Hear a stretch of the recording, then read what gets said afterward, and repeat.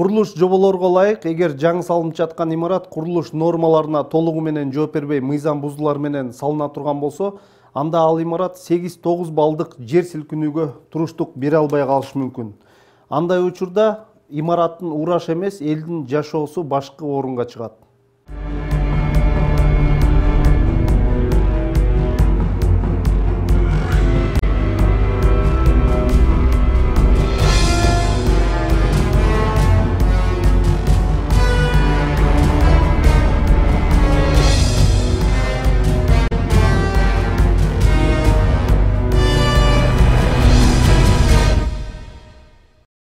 Соңку жылдары Бишкекте курулуш күч алды. Алардын айрымдарынын орду, курулушу, коопсуздугу жагынан мыйзам бузуулар менен коштолуп жатканы жашыруун эмес.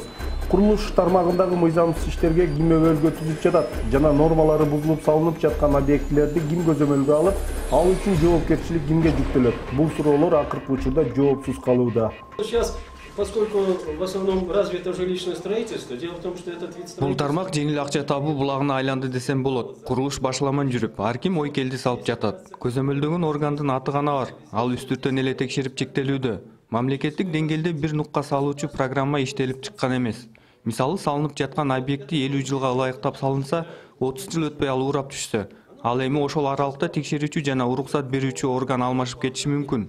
Андай учурда жоопко ким тартылат? Мамлекеттик архитектура, курулуш жана турак жай коммуналдык агенттигинин маалыматына ылайык, учурда 1000ге чукул ар кандай объектилер курулууда. Алардын 44-ü мыйзам бузуу, өзүн билемдик менен салынып жаткан имараттар болуп саналат. Алсак Токтогул Исанов көчөлөрүнүн кесилишиндеги курулуп жаткан көп кабаттуу имарат май куюучу жайдын жанына салынып, нормалар толугу менен сакталган эмес. Бир документи жок. Ишенесизби? Бир документи жок. Бир Мануковский деген долбоорчу сейсмология жагынан бир корутунду бериптир.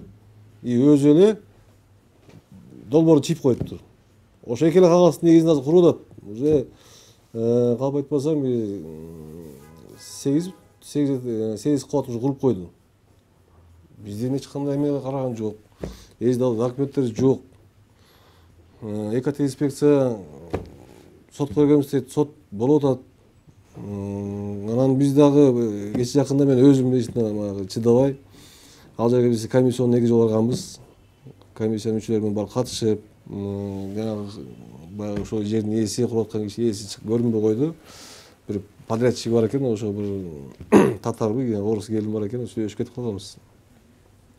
Шаар прокуратурага мен бердим.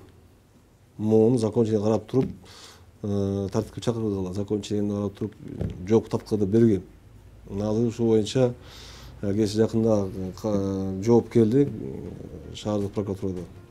Ошол боюнча азыр иликтүү иште жүрүп атат. Бишкек шаардык башкы архитектуранын, экологиялык техникалык инспекциянын жана өрт өчүрүү кызматынын эскертүүлөрүнө карабастан, бул жердеги объектинин курулушу бүгүнкү күнгө чейин уланууда. Ушундай эле мыйзам бузуу менен коштолгон курулуш спорт сарайдын жанынан орун алган. Анда курулуштун кесепетинен спорт сарайдын пайдубалынан жарака кете баштаган. Ал жерде дагы бизде шаардагы архитектуралык кеңеш бар. Шаар куруу кеңеши бар да. Ошол кеңештен каралат. Ал жерде болушу мүмкүн эмеспи.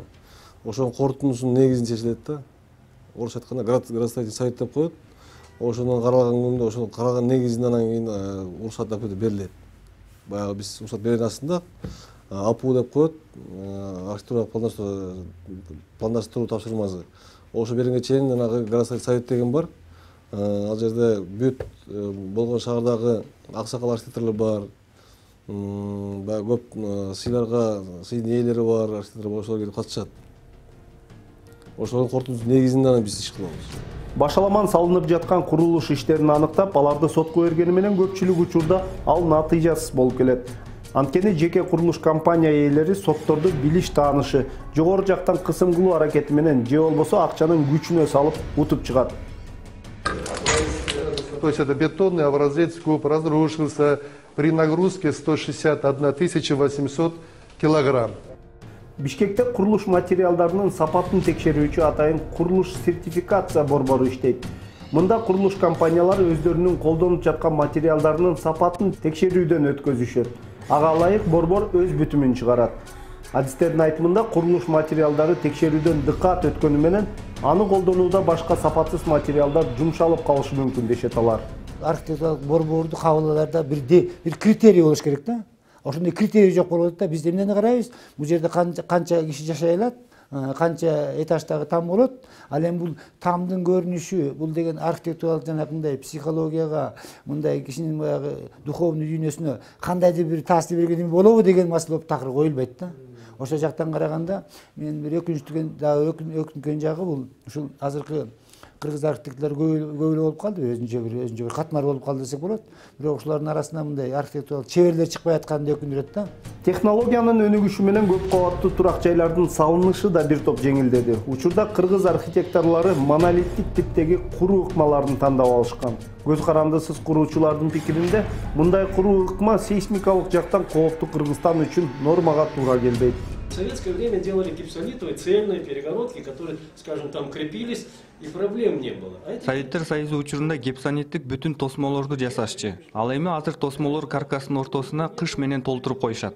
Мындай ыкма сер селкинүүгө кооптуу. Анын үстүнө биздин территория сейсмикалык жактан коркунуч туудурган аймак болуп эсептелет. Биз курулуш жүргүзүп жатканда ошондо жаратылыш кырсыгын эске алышыбыз керек. Кыргызстанда турак жайларды туура эмес салып, курулуш жоболорун бузган бир дагы жеке курулуш компаниянын ээси соттолгон эмес. Басымдуу учурда административдик жоопко тартылуу менен гана чектелет. Ал эми коңшу өлкөлөрдө абал таптакыр башкача. Мисалы Казакстандын Караганда шаарындагы Бесоба кичи районунда орун алган көп кабаттуу үй урап түшүп,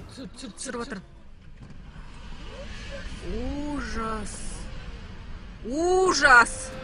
бийлик турак жайды салган компаниянын ээсин жана долбоордун авторлорун камакка алышкан.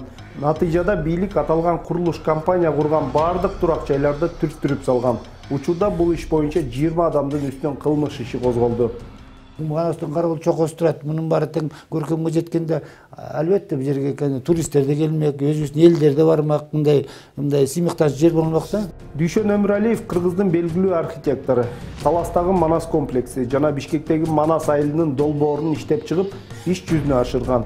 Жазгы жамгырдан кийинки коозу карындай көбөйүп жаткан көп кабаттуу имараттарга көз карашы терс. Анткени ата мекендик куруучулар шаардын эстетикалык көрүнүшүнө көңүл бурбай, кирешенин артынан кууп алышкан дейт ал. Эстетикалык, архитектуралык издөөлөр начар болуп жаткандыгы да.